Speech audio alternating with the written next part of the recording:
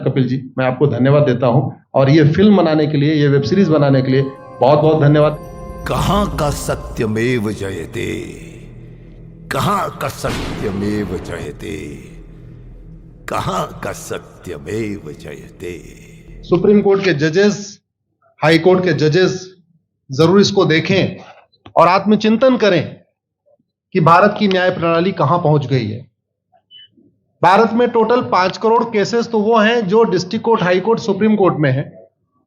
इसका मतलब 5 करोड़ परिवार न्याय की आशा में बैठा हुआ है। ऑन एन एवरेज एक परिवार में 6 आदमी रख लीजिए, तो यानी 30 करोड़ लोग न्याय की आस लगाए बैठे हुए हैं।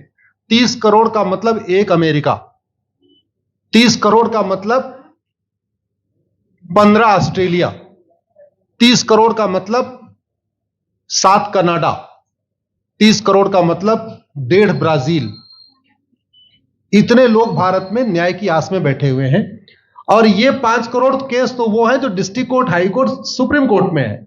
इसके पैरेलल हमारे देश में एक और जुडिशियल सिस्टम है, उसको कहते हैं तहसीलदार, एसडीएम, एडीएम, डीएम, कमिश्नर, जहां पे चकबंदी के मुकदमे चलते हैं। वो इस 5 करोड़ में काउंटेड नहीं है। जो तहसीलदार के यहां मुकदमा होता है, एसडीएम के यहां मुकदमा होता है, एडीएम के यहां होता है, डीएम के यहां होता है, चकबंदी अधिकारी जिसको सीओ कहते हैं, डीडीसी कहते हैं, एसओसी कहते हैं, वो इसके पैरेलल में है और 5 करोड़ मुकदमे वहां पे भी चल रहे हैं। इसका मैं लाइव एग्जांपल देना चाहूंगा भारत की ब्लैक जस्टिस सिस्टम का। 1985 में जौनपुर में एक 10 बीघे जमीन का मुकदमा शुरू हुआ था। अभी वो सबसे नीचे पायदान पे है, जिसको कहते हैं चकबंदी अधिकारी। 1985 में मुकदमा शुरू हुआ, 2023 आ गया, लगभग 37 साल बीत चुके। 37 साल में यह नहीं तय हो पाया कि असली विल कौन सी है। 2 लोगों ने क्लेम किया, वो कह रहे हैं मुझे विल मिली है, वो कह रहे हैं मुझे विल मिली है। 37 साल में यह नहीं डिसाइड हो पाया असली विल किसकी है। अगर मान लीजिए आज डिसाइड हो जाए तो सीओ के बाद एसओसी, एसओसी के बाद डीडीसी, डीडीसी के बाद हाई कोर्ट, हाई कोर्ट के बाद सुप्रीम कोर्ट, यानी अभी 35 साल और लगेगा, 70 साल लगेगा। सेकंड जनरेशन मुकदमा लड़ रही है, ऑलरेडी सेकंड जनरेशन मुकदमा लड़ रही है और इसी स्पीड से काम हुआ तो मुझे लगता है थर्ड जनरेशन आके मुकदमा जाके तब जाके सुप्रीम कोर्ट पहुंचेगा। दूसरा एग्जांपल, एक ग्लेरिंग एग्जांपल आपको देता हूं। 1971 के वॉर में पाकिस्तान में बम फेंकने वाले, पाकिस्तान के फौजियों के बहुत सारे बैंकर तोड़ने वाले एक कर्नल कबोत्रा है, पंचकुला में रहते हैं। दुश्मनों को उन्होंने दांत तोड़ दिए। आज 2000 से उनके मकान पे किसी ने कब्जा किया हुआ है। 2023 आ चुका है, 23 साल में वो अपने मकान को नहीं छुड़ा पाए। अभी मामला पंचकुला की डिस्ट्रिक्ट कोर्ट में है, उसके बाद चंडीगढ़ हाई कोर्ट जाएगा, फिर सुप्रीम कोर्ट जाएगा। तो 23 साल में वो सबसे नीचे पायदान पे है।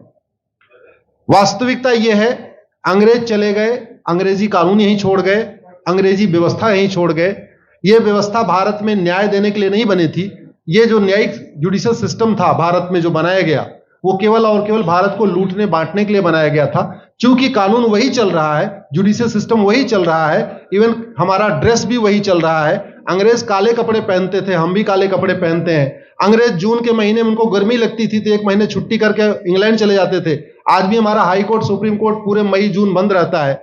अंग्रेजों को क्रिसमस के टाइम में दिसंबर में छुट्टी मनाना जाना होता था, 1 महीने छुट्टी कर चले जाते थे। आज भी हमारी हाई कोर्ट, सुप्रीम कोर्ट दिसंबर में, क्रिसमस के टाइम में 15 दिन 20 दिन बंद हो जाती है। तो सोच वही है, किताबें वही है, व्यवस्था वही है, कानून वही है, तो स्वाभाविक सी बात है जस्टिस होगा कहां से? जस्टिस कैसे होगा? हम 2023 में 1860 का इंडियन पिनल कोड लेके घूम रहे, 1861 का पुलिस एक्ट लेके घूम रहे, गवाहों के बयान 1872 के कानून से हो रहे। हमने सब कुछ वर्ल्ड क्लास कर लिया, लेकिन अपने जस्टिस सिस्टम को कंपेयर करने की कोशिश ही नहीं किया। जितने में एक एयरपोर्ट बनता है, एक एयरपोर्ट बनाने में 25,000 करोड़ की लागत आती है। अगर हमारी सरकारों ने एक एयरपोर्ट की कीमत जुडिशियल सिस्टम पे खर्च कर दिया होता तो हमारी न्यायिक व्यवस्था अच्छी हो गई होती। आज घटिया, चूंकि अकाउंटेबिलिटी नहीं है, जुडिशियल सिस्टम में कोई अकाउंटेबिलिटी नहीं है। किसी के साथ न्याय हो जाए, अन्याय हो जाए, कोई फर्क नहीं पड़ता। निर्दोष को जेल हो जाए, जज की कोई अकाउंटेबिलिटी नहीं। दोषी को बेल हो जाए, जज की कोई अकाउंटेबिलिटी नहीं।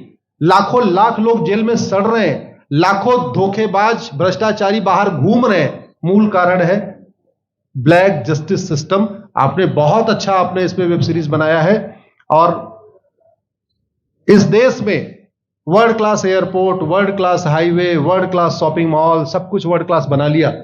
इनफैक्ट अपना मोबाइल का डेटा सुरक्षित रखने के लिए हमारे सांसद, विधायक, जज आईफोन भी यूज करते हैं।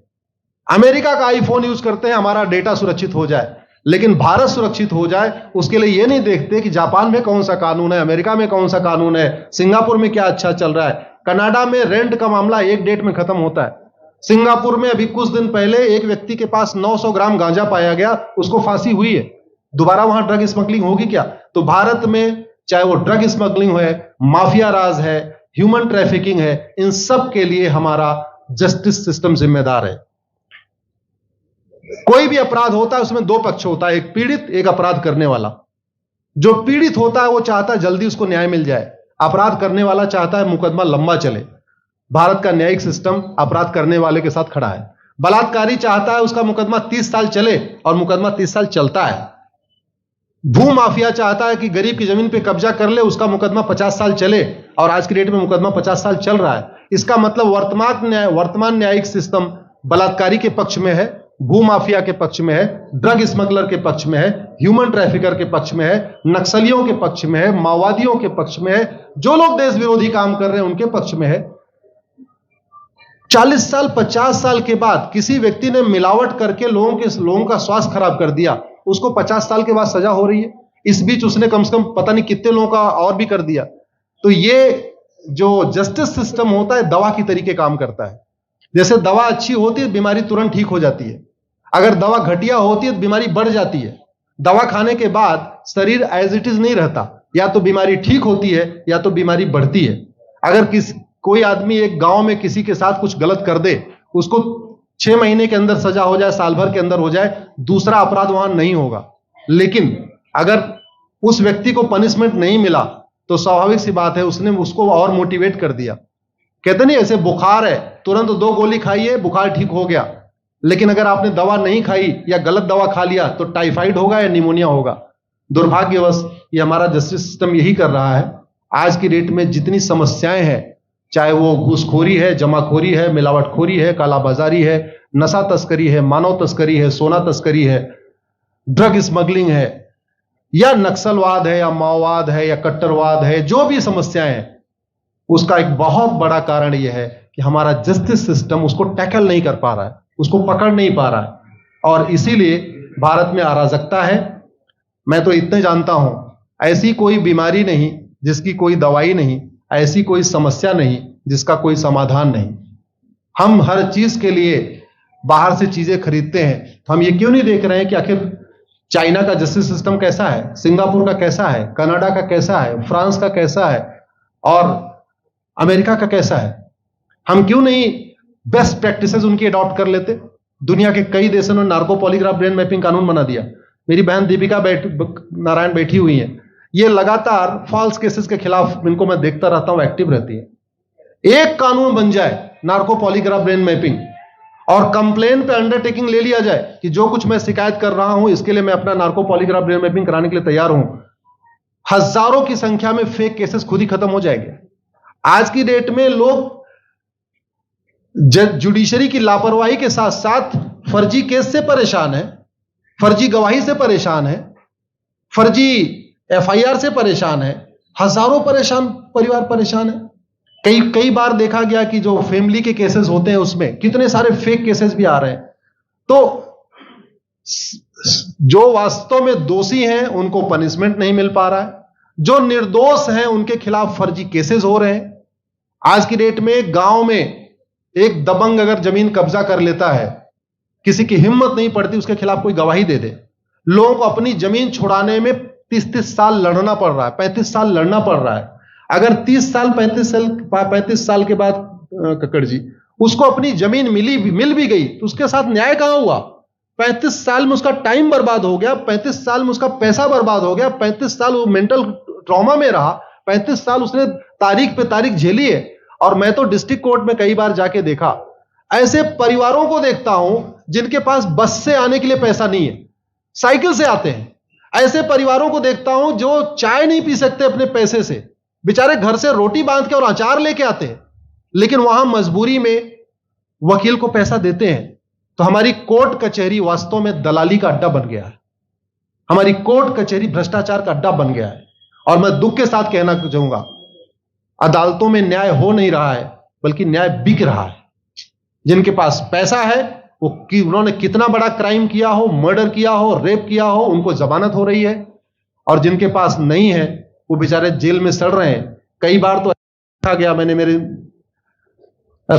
मर्डर किया एक्स अनंत सिंह ने, लेकिन एक्स अनंत सिंह बाहुबली थे, उन्होंने थानेदार को 20 लाख रुपए दिया, वो वाई अनंत सिंह को लेकर जेल में डाल दिया। नाम वही है। अब उसके बाद क्या हुआ, 20 साल मुकदमा चला और फिर सबूत के अभाव में छूट गया। तो जिसने मर्डर किया वो तो कभी जेल गया ही नहीं। एक निर्दोष जेल गया, 10-20 साल के बाद उसने अपना जमीन बेचा, सब कुछ किया, मां बाप सब कुछ तबाह हो गए, फिर वो सबूत के अभाव में छूट रहा है।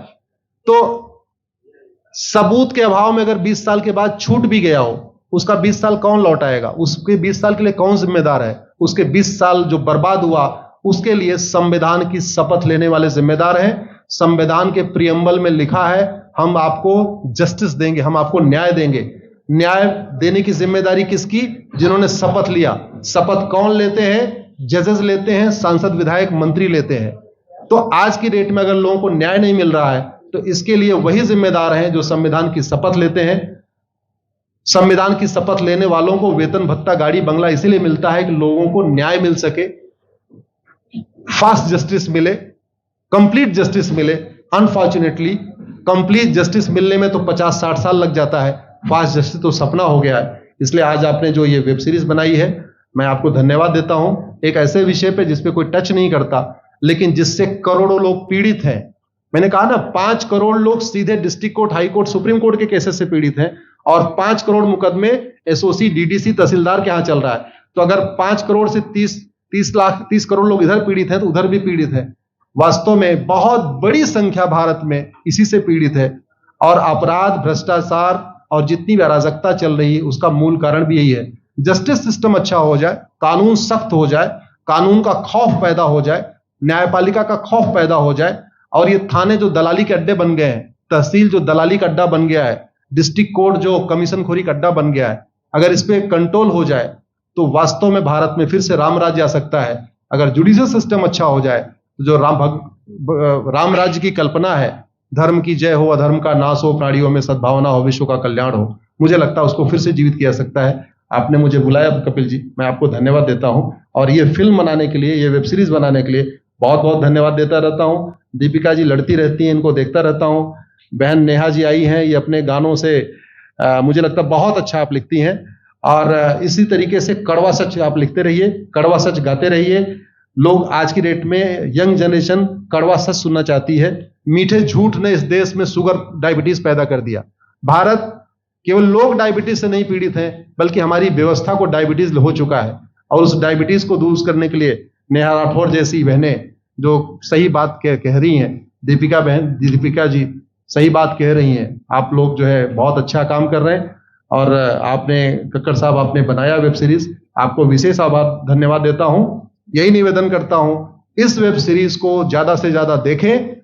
और खास तौर पे अगर आपके जानने वाले कोई जज हैं, कोई आईएएस हैं, कोई आईपीएस हैं, मंत्री, सांसद, विधायक हैं, उनको भी एक बार फोन करके, व्हाट्सएप करके एक बार कहिए कि वो भी इसको जरूर देखें। क्योंकि अल्टीमेटली न्यायिक व्यवस्था बदलने की जिम्मेदारी उन्हीं की है जिनको वेतन, भत्ता, गाड़ी, बंगला, free air ticket, free rail ticket और वीआईपी व्यवस्था मिलती है। ये व्यवस्था उन्हीं को बदलनी है। जय हिंद, धन्यवाद।